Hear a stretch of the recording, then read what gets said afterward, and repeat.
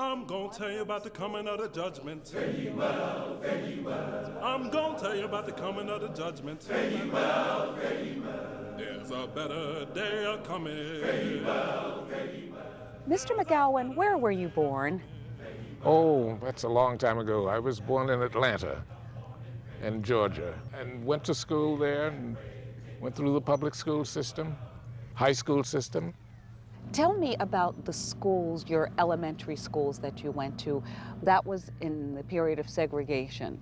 Were you in school in probably about the 20s? I was in school in the 20s, yes, and it was totally segregated. As a matter of fact, I didn't see anybody but black people. But yes, I went to totally segregated schools.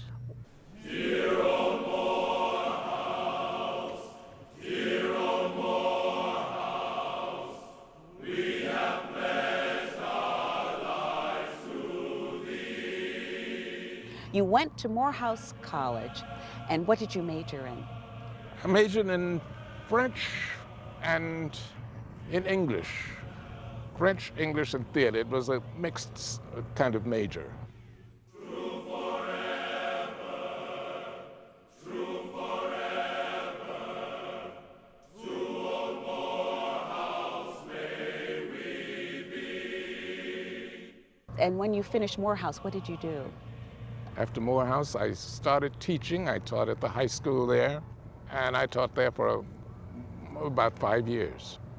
After that, it was time to go into the service, right? So I went into the Navy. After the Navy, I went back to Atlanta for a while and went from there to New York. I started graduate work. I was going for a master's at Teachers College in guidance. But after that, I decided that I'd better go for something else, and I went to New York University in psychology. Is that when you worked on your PhD at New York University? That's when I started, and that's where I finished it. I did the master's there and later the PhD. And then I got an offer, my wife and I together, to come to Southern University. Mrs. McGowan was teaching music and directing the choir, and I was teaching psychology there. What were you interested in psychology? What area of psychology were you interested in doing? I was very interested in children, child psychology, educational psychology, and things of that kind. Then you got an offer to come to Delaware. How did that offer come? That's interesting. They called me from the placement office sometime, and a letter had been received from Wilmington, and they were trying to find 2 psychologists, I think. And there was a little quote, and one of them can be black. So one can be black. One can be, so I had some indication of the kind of place it would be, yes, and the kind of experiences I would anticipate. Got here in 1951. I had looked forward with considerable anticipation to coming to Delaware because it was just outside of Philadelphia, and I didn't want to go back south, actually. So I was happy about the invitation to come. But when I got here, I suddenly found that the place was segregated, you know, that segregation was legal here. I had not anticipated that segregation would be legal just a few miles south of Philadelphia. But once the decision had been made, it was too late to change. So I came. There was no place to live. I couldn't check into a hotel. A principal, Mr. Waters, took charge of me, and he had located a place for me, which was at the Walnut Street YMCA. So thanks to him, I got this place at the Walnut Street Y, which had dormitories at the time, very nice ones. Now, where exactly were you working? I was working across town from the Y, across Market Street, in the administration building. That too was interesting because I understand that I was the first non-white person, you know, with offices in the administration building.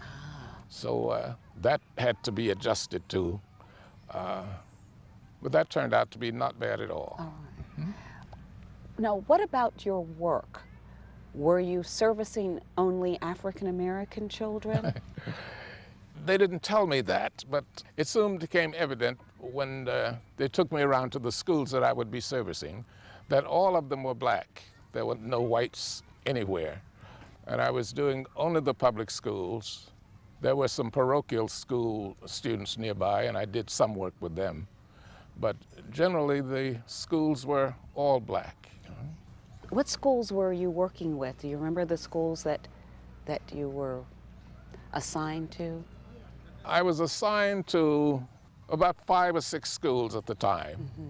One of them was a school called Douglas on the west side of town, a school called Number 29 on the east side of town, and a school called Elbert on the south part of town. Those were the only buildings that I had. There were, however, church places. Classes were being held in churches. The physical plant for the black children at that time was quite bad, quite poor. And what were some of the kinds of issues you were dealing with as a psychologist? The standard procedure, of course, at that time, and probably still the case, I'm quite sure it's still the case, was that everybody would be given a set of tests which were approved, and the score that you got on the test often determined where you would be placed, for example. That can be and has been tragic, because on any given day, somebody can score poorly, but be quite bright, you know. This happened often with black children, who often conceal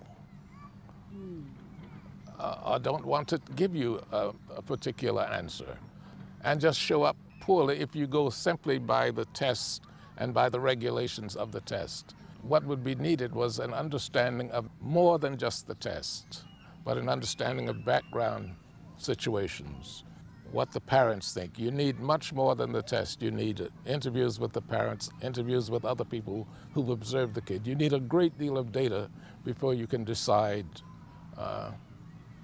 on the status of any given child, right?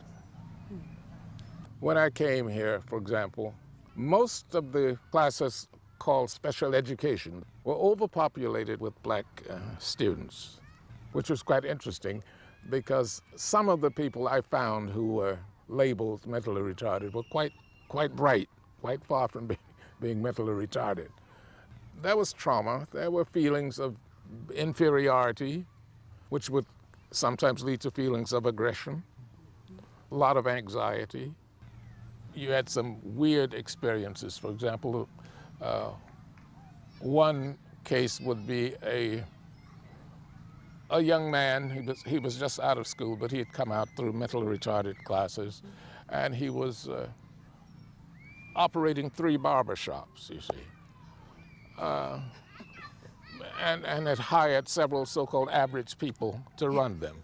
It was an absurd situation, but that could be multiplied many times. Mm-hmm. I think things got a little better, but they are still, even to this day, a bad situation for black children.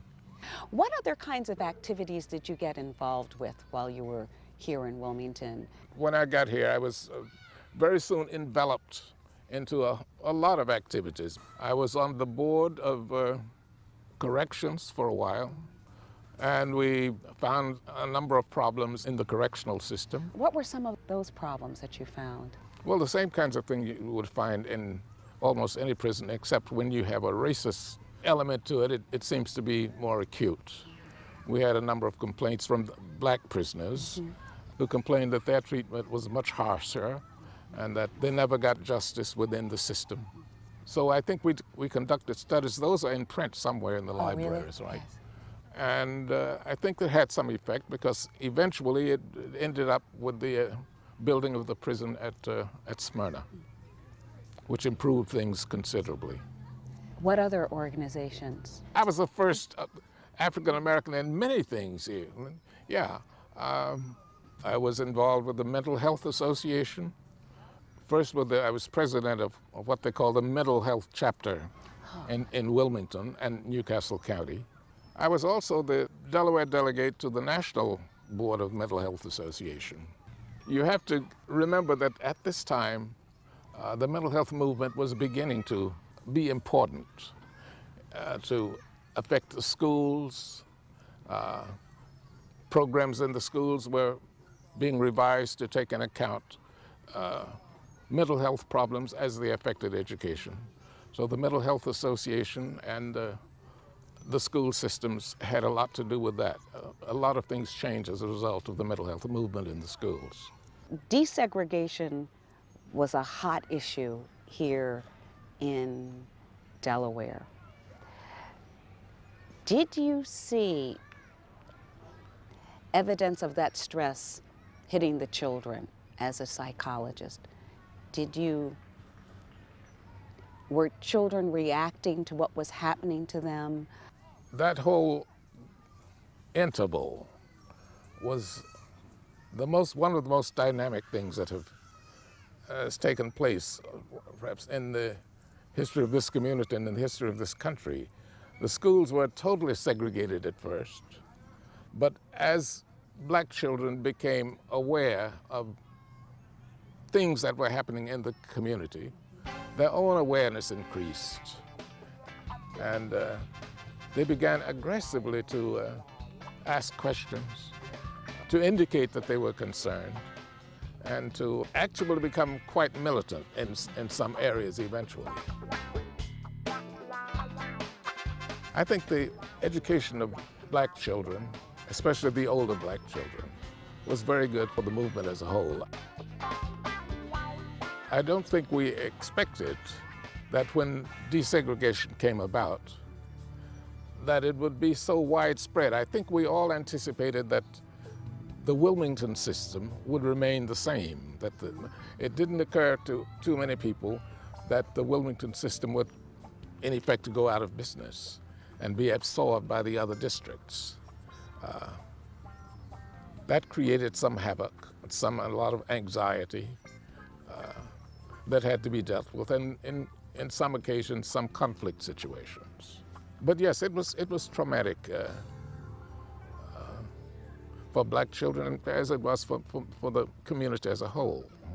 What kinds of things were you doing politically? What were you trying to accomplish? The segregation problem was arising in the South and was getting critical. So I got involved with a group called Concerned Citizens. This is the group that spent so much time and newsprint boycotting the Rialto Theater, which was the last bastion of segregated theaters. Yeah. I found myself drawn into groups like the NAACP. I was on that board for a while, on the state board and on the Wilmington branch. There were other organizations other than the NAACP which were also active, and they were perhaps more integrated than the NAACP. All right. What were some of those groups?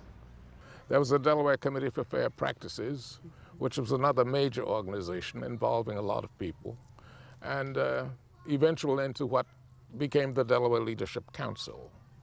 It was an old group. There were more whites involved than blacks at the time, but they were aggressively looking for ways to bring about equality and doing a lot of educational work and coping with government officials and whatnot. They were very effective, I thought. As things began to get better, as the civil rights movement, after all the marching and whatnot, and things seemed to be moving in the right direction, it was felt that it was time for the movement to take on another, more politically oriented movement, and that was the creation of the Delaware Leadership Council, which was a kind of consortium of all of the major groups into one major effort to coalesce around the problems that would further the movement into the political sphere.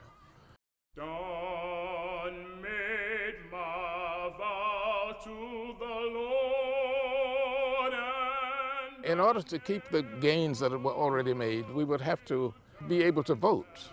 And the voting registration among black people was very low. The main purpose then was first voter registration, voter education, and teaching how to split a ballot. It was very inclusive because we maintained a register of almost every organization in the black community, all the clubs, all the lodges, even the tiniest groups, all the social groups, so that we were able to raise voting registration in Wilmington, which is where the problem was. Actually, people downstate were voting in black people were voting in much greater numbers, percentage-wise, than in Wilmington.